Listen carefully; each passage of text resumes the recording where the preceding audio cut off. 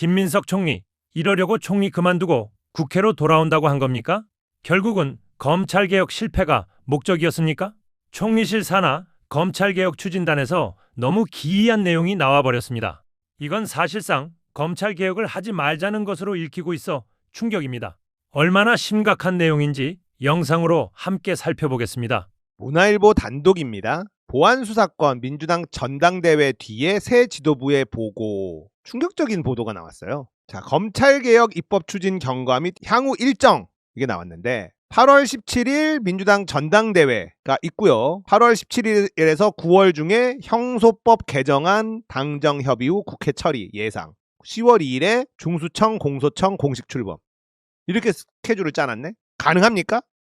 불가능해요. 불가능합니다. 원래 지방선거 끝나고 6월 중에 정부안이 넘어간다. 이게 원래 약속이었거든요. 근데 말이 바뀐 거예요. 총리실에서. 그리고 총리실이 만든 이 초안에는요. 전권 송치 복원, 특사경에 대한 검사의 수사 협조를 규정한 내용을 담은 방안도 논의 중이다. 말도 안 되는 소리죠. 당초 이르면 이달 중 결정될 하반기 국회 원구성 이후 민주당에 전달할 예정이었으나 이보다 전달 시점을 늦춘 거다. 추진단 관계자는요.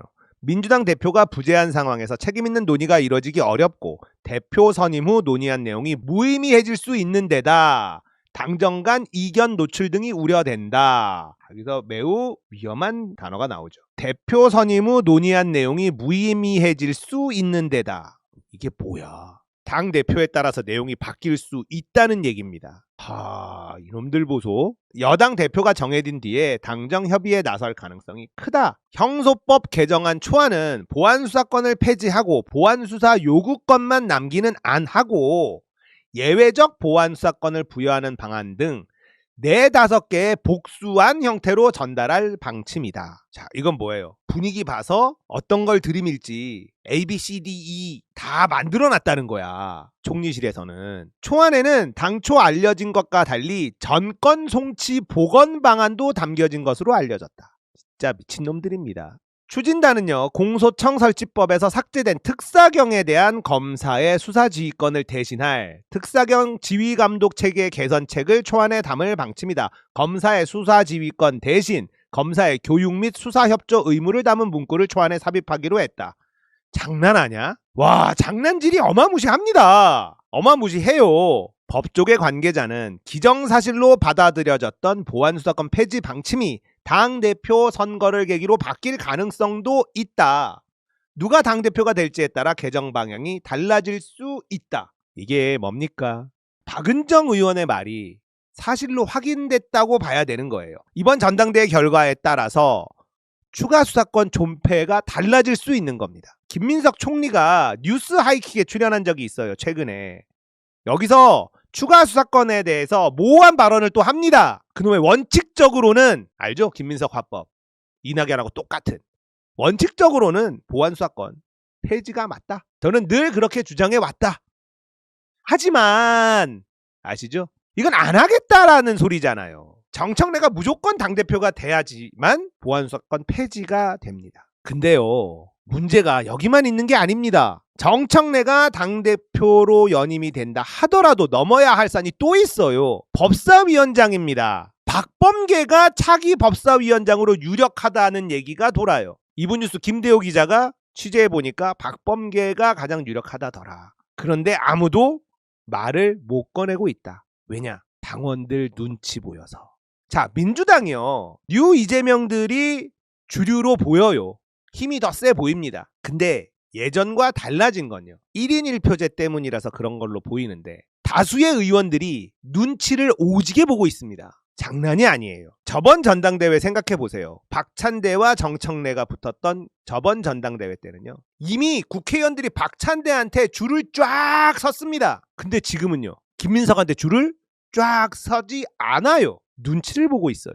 박범계는 보안수사권 남겨야 된다고 주장했던 사람입니다. 문재인 정부 법무부 장관 때 개혁 하나도 안 한 인간이에요. 등산이나 다니고 환장하는 사람입니다. 그런 박범계가 선수가 많다고 법사위원장을 시킨다? 개혁은 물 건너 가는 거예요. 김용민 의원, 서용교 의원 이 정도 아니면 큰일 날 수 있다고 저는 생각합니다. 법사위원장이 개혁적이지 않으면요. 검찰개혁 물 건너갈 수 있어요. 법사위 딴에서 망가질 수 있습니다. 박범계는 절대 안 돼요. 산 넘어 산이죠. 당대표 정청래 만들기 무조건 해야 되는데 그 전에 법사위원장 누가 할 거냐. 여기서부터 또 걸립니다. 생각해 보세요. 정청래 법사위원장 다음에 이름도 기억 안 나네. 이상한 애 법사위원장 시켰죠. 뻘짓거리에서 날아가서 천만다행이었습니다. 그 인간 법사위원장 날아가자마자 정청래 대표가 추미애 의원에게 SOS를 치고 추미애 의원이 그걸 받아서 법사위원장을 한 거예요. 생각해 보시면 굉장한 위기였습니다. 보세요.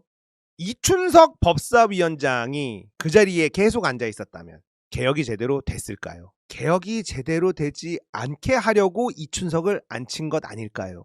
그런데 보좌관 명의로 주식 투자하다가 걸려가지고 그냥 날아갔잖아요. 원래 상임위 위원장을 임명하는 건 원내대표 권한이에요. 근데 원내대표가 임명한 이춘석이 뻘짓거리하고 날아가서 그 틈을 파고들어서 정청래 당대표가 추미애 의원을 법사위원장에 앉힌 겁니다.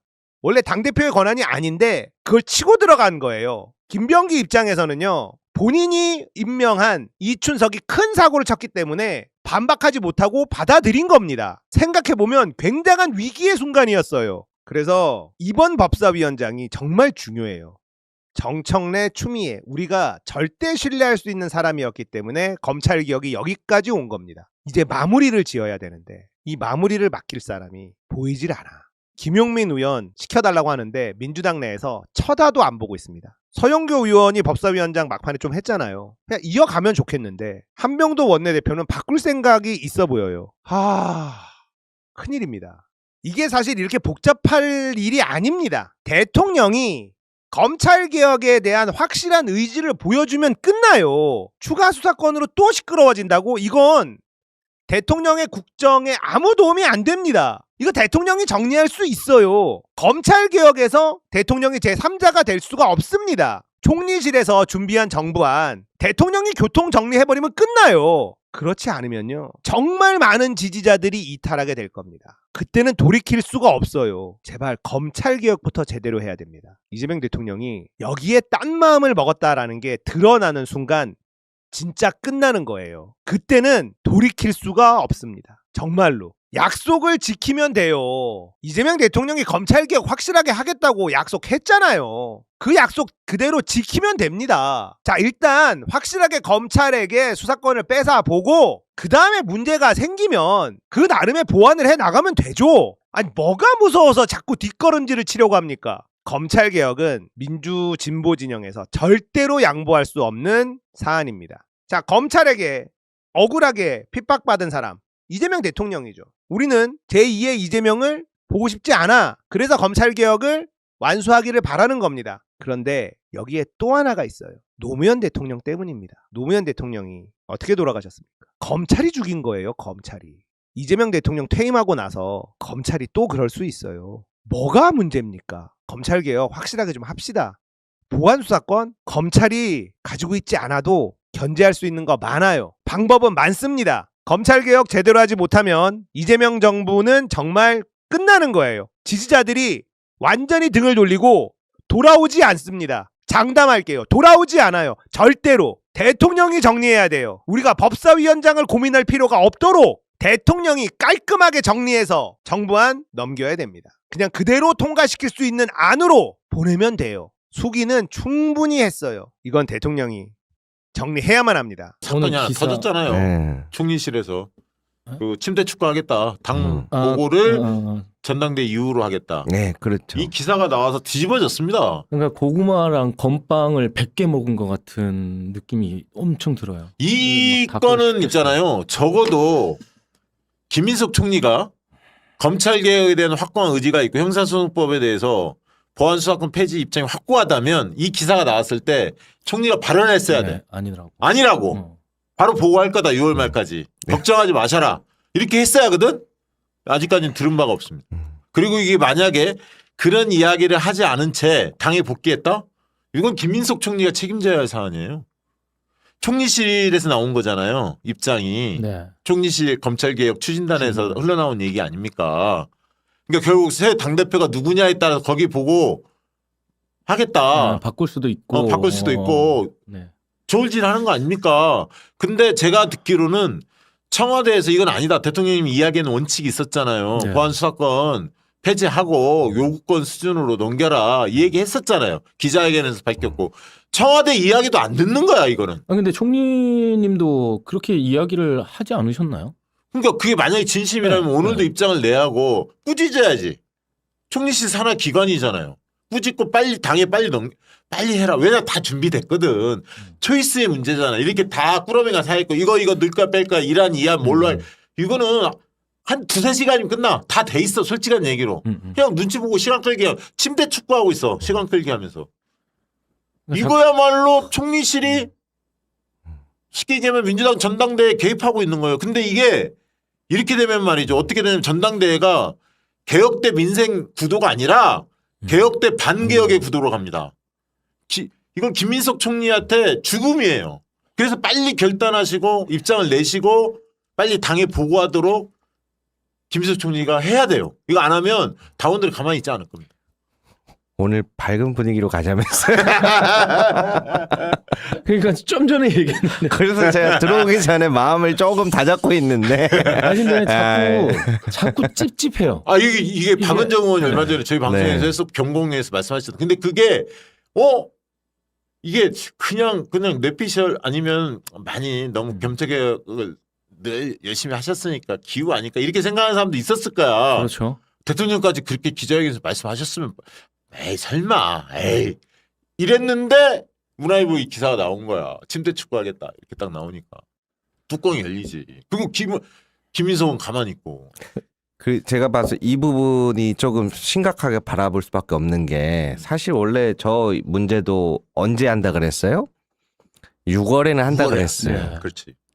지난 3월쯤에 기자회견 했을 때 그래서 보안 수사권이나 관련해서는 6월 정도에 토론할 예정이다. 그랬는데 지금 몇 월이에요? 이제 7월 되죠.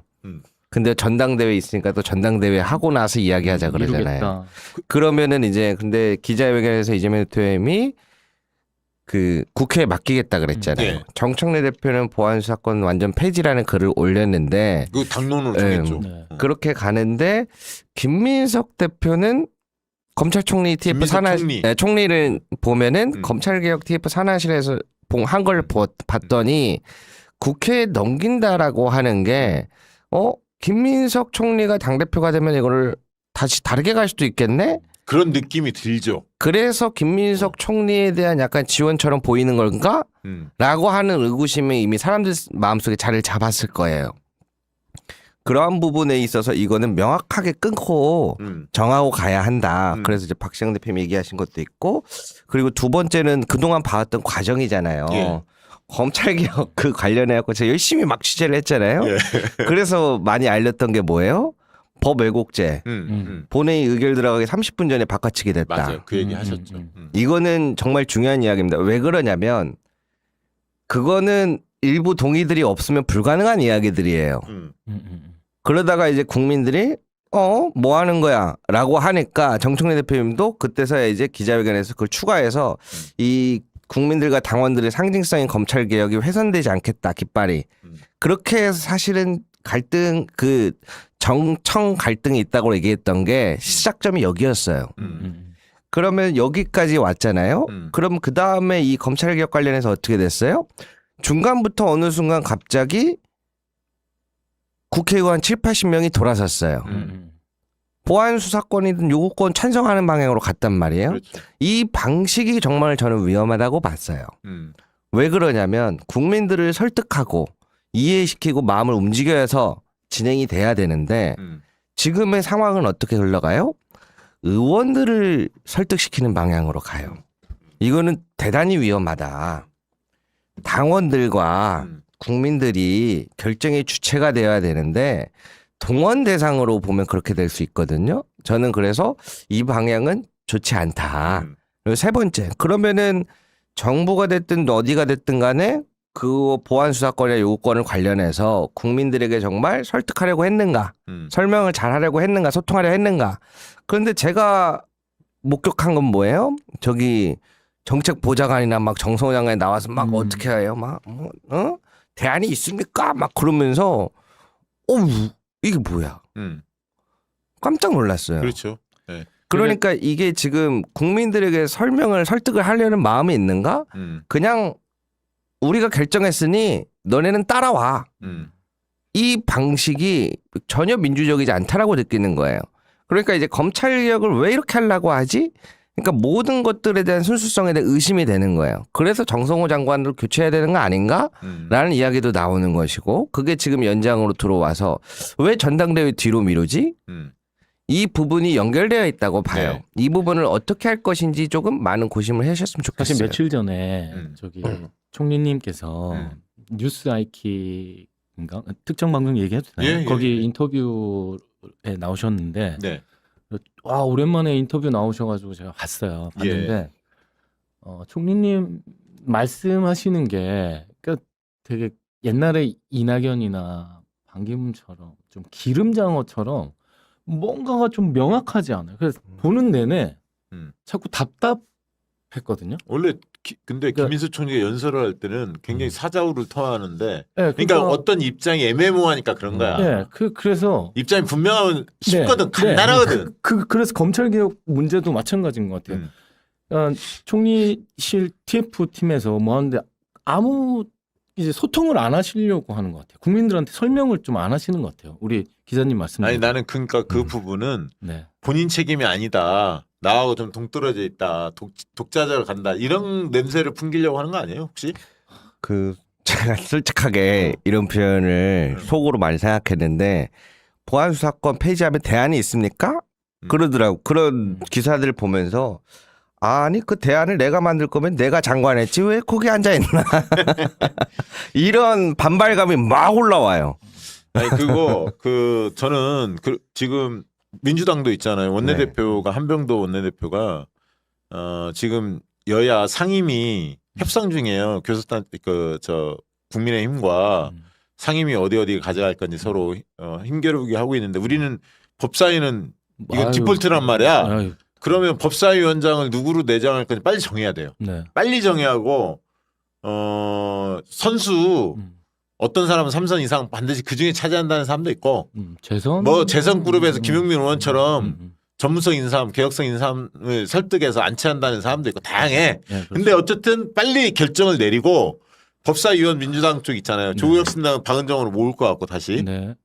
빨리 해서 총리실 쪽에 빨리 요구도 하고 빨리 줘라. 그 김민석 압박하고 빨리 내게 하고 그래서 당이 민주당 중심으로 법사위원들부터 시작하는 거야 논의를. 그래 빨리빨리 검토해서 상임위 협상이 끝나자마자 바로 7월 초에 법사위 안을 만들고 전체 회의를 잡으면 돼요. 만약에 그게 불가피하게 전당대 이후에 본회의가 열릴 수밖에 없다면 빨리 열어서 8월 말이든 열어서 처리를 빨리 하는 게 중요하다.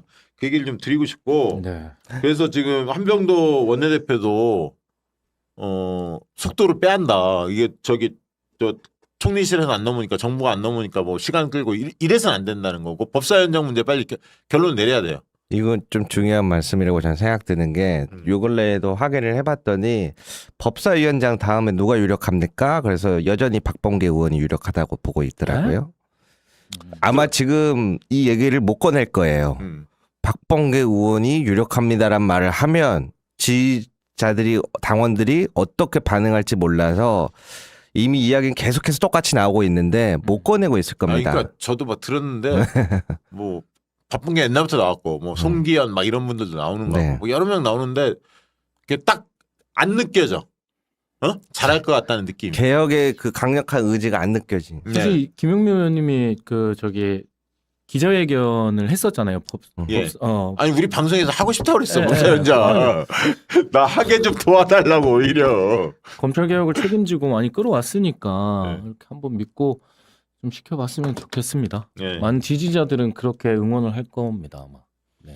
그래서 이제 이 문제가 하나 있고요. 그러니까 이 검찰 개혁 문제를 확실히 해결하는 것, 당원들의 눈높이에 맞게 이게 이제 지지율을 높이고 당의 정체성과 노선 가치를 분명히 하는 거. 네. 이게 이제 시금석이 될 거고 두 번째는 문재인 대통령과 관련된 것이라고 봅니다. 저는 며칠 전부터 계속 방송에서 말씀드렸지만 어제도 그 얘기 드렸습니다만 이재명 대통령께서 문재인 대통령 네 분을 청와대 초청해서 식사도 하시면서 국정에 대해서 자문도 받고 그러면서 전직 대통령 문재인 대통령을 욕보이는 행위들 하는 일부 세력들에 대해서 엄중히 꾸짖어 줘야 한다고 봅니다. 이제 그런 어떤 행보가 하나 필요하다 보고 당에서도 흔히들 얘기하는 친명 핵심이라고 이야기하는 사람들이 먼저 나서서 그런 세력들한테 선을 긋는 그런 메시지를 내야 한다고 저는 봐요. 친명 핵심 의원들이 자체에서. 제발 그래줬으면 좋겠습니다. 그래서 그리고 뭐 이동영 씨부터 시작해서 그런 유튜버들 뭐 그 평론가들 셀럽들 이 저 막 나가는 행위들이 있었잖아요. 네. 이런 부분들에 대해서 엄중한 경고 조치가 있어야 돼요. 그거는 뭐 물밑에서 하겠죠. 뭐 겉으로는 안 하겠죠. 뭐 청와대가 거기까지 관여할 수는 없는 거니까. 물밑에서 하면 연락받았다고 할 것 같은데. 근데 얼마 전에 대통령 허은하 비서관이 대통령께서 선거 결과 가지고 교만이란 말을 썼잖아요. 교만해서 졌다. 그 말을 들어보셨어요? 허은하 봤습니다. 비서관이 언론에 나오고 교만이란 말을 썼거든요. 이 교만은 오만보다 훨씬 센 용어입니다. 오만은 어떤 특정 사안이 벌어졌을 때 좀 좀 우쭐거리거나 막 이런 거거든요. 오만은. 그렇죠. 근데 교만은 평상시에도 그런 꽤 누적된 거예요. 네네네. 사실은 더 좀 심한 거예요. 오만보다. 근데 그 교만이 거기서 썼던 교만은 누구 들으라고 한 걸까라고 봤을 때 저는 많은 집단들이 해당된다고 봐요. 대통령이 이야기. 청와대는 그렇지 않았나? 당 지도부는 또 유튜버들은 그런 뉴 이재명 세력들은 등등등등 다 해당된다 저는 보거든. 뭐 대통령까지 포함해서 본인이 이야기했으니까 다. 그래서 우리 진영이 지지율에 취해서 교만한 모습을 보인 건 아닐까?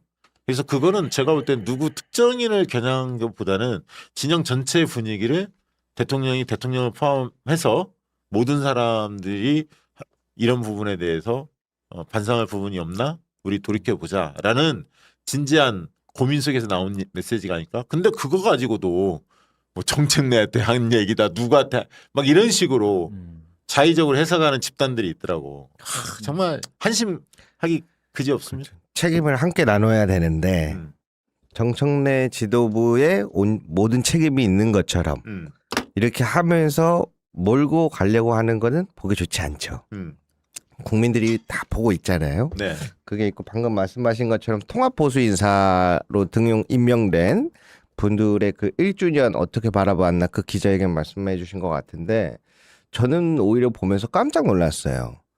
외환 확장이나 통합 이러한 부분은 대통령으로서 할 수 있는 이야기들이라고 저는 보는데 그럼 그렇게 해서 임명된 사람들이 1주년 됐을 때 인터뷰한 걸 찾아보면 아주 놀랄만한 이야기들 많이 하더라고요. 그렇죠. 그중에서 기억에 남는 게 인사 도덕성 검증 있잖아요. 청문회에서 이거를 비공개로 하는 게 어떻겠냐. 그런 얘기가 나왔다는 거예요? 네. 그러니까 이제 바깥에서 사람들을 데려오다 보면 약간 모욕적인 부분이나 과거나 이런 것들이 파헤쳐지잖아요. 그래서 청문회에서 도덕성 검증을 비공개로 하자라고 하는 것은 정말 위험한 발언이다. 우리가 도덕적인 잣대를 잃어버리지 않으려고 그렇게 노력했는데 그게 말이 되는가가 하나가 있고 그 국가본부 권오을 그분인가요? 네. 보훈부 장관. 보훈부 장관. 당청 갈등이 일어난 이유에 대해서 설명을 시각에서 하시더라고요. 그래서 내용을 봤더니 대통령님은 국민을 위해서 움직이는데 당 지도부는 운동권 출신들이라 배운 게 동지들과의 갈라치기 이런 거밖에 없는 것처럼 표현을 하더라고요. 그게 문제야. 그러니까 그런 식의 사고가 문제다고. 그래서 이러한 잘못된 사고와 이야기들을 우리는 지적하고 잡자고 이야기를 하는데 그거를 그냥 감싸는 듯한 행위로 가버리면 거기에서 큰 충격과 실망감을 느끼는 지금 거죠. 그게 누적이 된 거 아닙니까? 네. 솔직한 얘기로. 제가 그러면 지난주처럼 두 분한테 또 질문을 하나 네, 해볼게요. 그러니까 본인 유튜브 진행하는 거예요 지금. 대행 연습이야. 그러니까 외연 확장이라고 하잖아요. 예, 예. 근데 저는 그게 되게 와닿지가 않거든요. 그러니까 왜냐하면 그 입장을 딱 바꿔서 생각을 해보자고요. 음.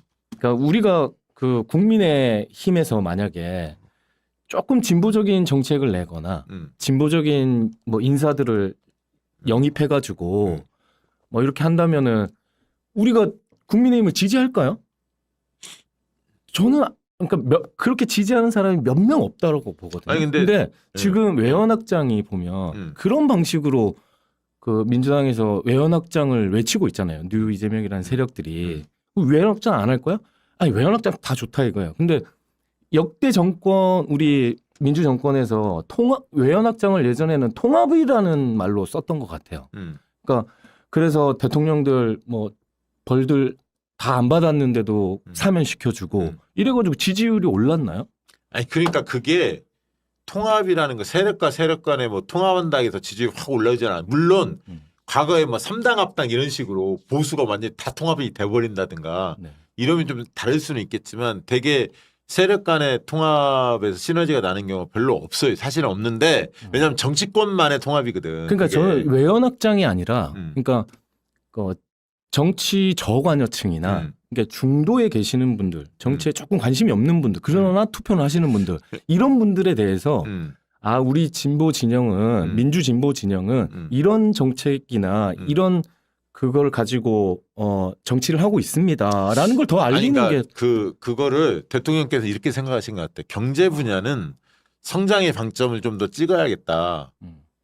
지금의 이제 경제가 상당히 침체돼 있고 신성장, 특히 AI 등등등등 반도체라든가 이런 성장의 방점을 찍어야겠다 판단하신 것 같고 그래서 경제 기조에 관련해서는 보수 쪽의 담론이었잖아요. 성장 담론을 우리 쪽으로 좀 가져와야겠다라고 판단하신 것 같고 그래서 경제 쪽은 보수 쪽 인사들을 상당히 써야겠다 판단하신 것 같아. 관료들뿐만 아니라 보수 그런 건 쪽에. 얼마든지 그거를 지지하죠. 그래서 이제 했는데 이해훈 같은 사람이 이제 돼버린 거지. 도덕성의 문제가 심각한 사람이. 그러니까 커트가 된 거잖아. 본인도 아차했겠지. 그걸 다 알 수가 없었잖아. 이해훈에 대해서. 근데 예훈이죠. 그다음 뭐 이병태인가 뭐 그런 사람도 네. 있었고. 근데 최근에 이제 김용남까지 온 거지. 그런 그러니까 경제 쪽에서 성장의 방점을 찍되 보수 쪽에서도 괜찮은 합리적 보수들이 있거든. 그런 사람들이 같이 하면 괜찮아. 실용주의도 괜찮고. 그런데 앞세웠던 몇몇의 문제가 있는 사람들이 몇 명의 케이스가 걸려버린 거야. 근데 또 한편으로 저쪽에서 활동했던 사람들이 뭐 셀럽들이나 평론가들이 이쪽으로 넘어왔잖아. 민주당 쪽에. 근데 그 사람들이 마치 아까 그 권오을처럼 기존의 민주당이 문제가 많은 것처럼 보수 쪽의 문제는 지적하지 않고 이쪽에 마치 문제가 많은 것처럼 이렇게 이야기한다고. 그렇죠. 그러면 보수 쪽에 지금 역대 대통령 중에 잘한 대통령이 있습니까? 깜빵에 안 간 대통령이 있어? 최근에? 아니 자기들이 보수 쪽에서 어떻게 했는데 국가 운영을 거기에 대한 정말 처절한 반성과 이런 거 있어야 하거든. 다 북으로 갔거든 지금 보수가. 그러니까 뉴 이재명이 말하는 외연확장이라는 게 방법이 뭔지를 그러니까 전혀 이해가 안 돼요. 그러니까 외연확장 좋아요. 그러니까 우리의 세력을 넓히는 거 정말 동의하거든요. 근데 어떤 방법으로? 그러니까 말만 하지 말고 어떤 아니, 방법으로? 대통령님께서 그걸 계속 고민하고 실행은 하고는 계시죠. 근데 그게 네. 좀 부딪히기도 했지만 성과도 있었고 네네네. 저는 있었다고 봐요. 중도 실용주의 정책들이 꽤 있었거든. 근데 이제 박수도 치고 사람들이 좋아한 것도 있었어. 네네네 맞아요. 예를 들면 과거의 주식 같은 경우도 세금 문제 있었을 때 과거의 금투세 문제도 마찬가지 이런 걸 약간 유연성을 뒀단 말이에요. 여러 가지 진보 담론과는 다르게. 그런 거는 상당히 성과를 낸 건 사실입니다. 없다고 하면 안 돼. 있는데 그런 부분에 결합됐던 사람들 그거를 대변하는 층들이 전통적인 지지층을 모욕을 주고 조롱을 하고 이러면서 그 공간 안방을 차지하려고 무리수를 두기 시작했어. 그러니까 제 질문은 그러니까 실용주의랑 외연확장을 따로 봐야 되는데 그러니까 당연히 실용주의는 아니, 실용주의 중에서 중도나 중도 보수에 있는 사람도 좋아하는 정책들 그러면서 지지율이 올라가기도 하고 맞습니다. 이게 같이 가는 거죠. 너무 사실. 동의하는데 그러니까 지금 이제 뉴 이재명 쪽에서 외연확장이라는 이야기를 하면서 저쪽에서 들어오는 사람들 뭐 이제 대통령 기자회견에서도 아니, 이렇게 얘기하면 돼. 그러니까 저 이해훈이나 김용남 가지고 예언 확장이 되겠냐 이거야. 좋은 사람을 써야지. 쉽게 이야기하면 그렇게 하면 돼. 그러니까 좋은 이게 사람을 써야지. 김성식이나 이런 사람 좋잖아. 쉽게 이야기하면 사람으로 표현되는 게 많거든. 맞아요. 실제로는. 그래서 그런 거죠. 제일 근본적인 문제는 저는 설명이 안 되어서라고 봅니다. 누군가를 데려올 수도 있고 인사를 임명할 수도 있고 확장할 수도 있겠죠. 그런데 왜 그렇게 하는지를 그 누구도 알지 못해요. 그러니 이해할 수 있는 접점 자체가 저는 없었다고 봐요. 근데 말씀하신 것처럼 근데 그렇게 해서 들어온 사람들이 우리 민주주의 진영을 모욕하고 훼손하는 게 느껴져요. 그러면 당연히 이 사람이 왜 여기로 들어오게 됐는지도 모르는데 난장판을 핀다고 생각하니까 가만히 볼 수가 없죠. 맞아. 그래서 거기다가 전통적으로 진보 스피커라고 유튜버라고 했던 몇몇이 그쪽의 편을 노골적으로 들면서 하나의 세력을 묶여버린 거잖아요. 사실은. 그렇죠. 그러면 이제 거기에서 중간다리 역할을 해주는 분들의 역할도 중요하다고 보는데 말씀하신 것처럼 어때요? 내 뒤에 강력한 뒷배가 있다고 생각하니까 굉장히 강압적으로 나와요. 브레이크 없이. 그거야 지금 핵심은. 청와대나 이런 쪽에서 우리 쪽 손을 들어줘. 대통령도 들어줘. 이걸 냄새를 계속 풍기면서 장사를 한 거 아니에요. 네. 근데 여러 가지 최근에 대통령님 모습이라든가 청와대 이렇게 모습 보면 그게 맞는 것 같은데 그게 느껴지네. 그러니까 전통적 지지자들이 뿔이 나 있는 거야. 그렇죠. 그러니까 그 절대 열지 말아야 될 문 같은 게 있는데, 그러니까 이 영화적으로 배우니까 영화적으로나 드라마적으로 상상을 해보면, 그러니까 우리 성에 같은 편인데 뭐가 마음이 상했다고 그 저쪽 앞에 적이 있고 한데 그 문을 열어버린 거야. 그래서 그러니까 일베나 극우들한테 야 문조 톨레어라고 욕해도 되라는 정당성을 줘버렸어요. 그렇지. 그러니까 그렇지. 그거에 대해서 미쳐버리겠는 거예요. 그러니까 야 이거 거기에 또 노무현 대통령까지 이번에 나와서 절대로 열면 안 되는 문을 열어버린 느낌이에요. 그러니까 나 진짜 아니 지금 당원들의 마음이 어떤 것 같아서 한마디로 표현하면 뭐예요? 키워드가 우리 당원들의 지금 마음이 뭐라고 보십니까? 제가 어떻게 그걸 다 대변할 수 있을까요? 영화적인 감정. 저는 이게 네. 중요하다고 봐요. 이게 저도 이제 사람들의 마음에 공감을 잘하는 편인데 요 근래 방송을 보면서 가장 주의해야 될 점이라고 봐요. 마치 내가 이 모든 걸 대변하는 듯하게 얘기하는 거를 굉장히 조심해야 된다. 특히 마치 본인들이 이게 이재명 대통령의 뜻이야. 이게 픽이야. 라는 이야기를 서슴없이 하거든요. 이게 당무 개입의 위험성을 초래하는 것도 있는데 아니 그거는 네. 빼고 그래서 그거를 우리는 하지 빼고도 말고 당원들의 납득이 안 마음, 가잖아요. 당원들의 마음. 그러니까 지금 이게 당원분들이 딱 어떠한 한 사안에 대해서 화가 나 있는 게 아니에요. 여러 가지를 계속 봤는데 응원하는 마음에서 가만히 있다가 여러 개가 폭발적으로 저는 올라왔다고 보거든요. 근데 어떠한 특정한 한 사안 때문에 화가 났다고 이야기하면 안 돼요. 그래서 지금부터는 이 앞으로 이 갈등을 봉합하고 풀어나가려면 하나씩 천천히 놓고 다 받아봐야 된다고 생각을 해요. 갑자기 신중해지는데. 저는 이게 그 영화에 네. 유명한 영화에 한 대사인데 양쪽 진영이 똑같이 생각하는 대사예요. 넌 나에게 모욕감을 그래. 줬어. 그래. 이 그래. 양쪽 진영이 지금 서로가 그렇게 돼서 계속 충돌을 하고. 나도 그렇게 봐. 모욕감이라고. 모욕감, 배신감 더 나아가면. 대신 저거는 정리할 수는 있죠. 근데 문 열지 말아야 될 문을 열어버린 거야. 제가 당원분들과 지지자분들의 마음을 대표하기는 어렵지만 지금 벌어지는 현상을 한 줄로 정리할 수는 있죠. 이게 민주주의라고 하는 게 뭐예요? 우리가 다수결의 원칙이라고 그러잖아요. 다수의 의견을 따르고 소수의 의견을 존중하는 거잖아요. 지금 이런 이 민주정부나 민주당이 일어나는 행태를 보면 어때요? 반대예요. 소수의 의견을 따르고 다수의 존중을 구해요. 그러니까 의원들을 중점으로 해서 설득을 하고 방향을 밀어붙이고 스피커나 유튜브 채널들이 이게 대통령의 뜻이야. 너 이거 반대해? 반명이야? 여론을 조성하고 다수의 지지자들과 당원들을 오히려 무시하는 방향으로 가고 있어요. 그게 가장 큰 잘못된 점이라고 봐요. 저는 이게 지금 우리 당원들 심정이 아마 제가 느끼는 건 이런 거야.